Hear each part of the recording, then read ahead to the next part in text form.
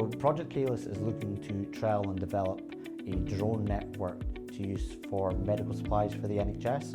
So if you think of a number of different use cases that could do, that could speed up test delivery, it could really make an impact on a national scale for the NHS. This week we've been undertaking our first flight trials.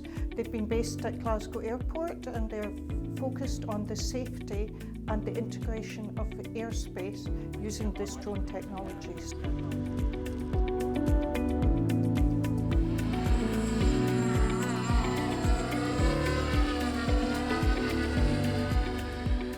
We've flown from Glasgow Airport to Golden Jubilee Hospital.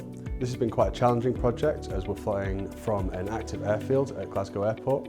So we had to work very closely with the airport and also air traffic control to make sure that all of our safety procedures were robust enough in the event of an incident and make sure that we were operating as safely as possible in this area. The flight's been a great success and all of the consortium partners have been able to test all of the items and new procedures and softwares that they have developed on this project. The next step is to fully test the other use cases that the NHS has come up with.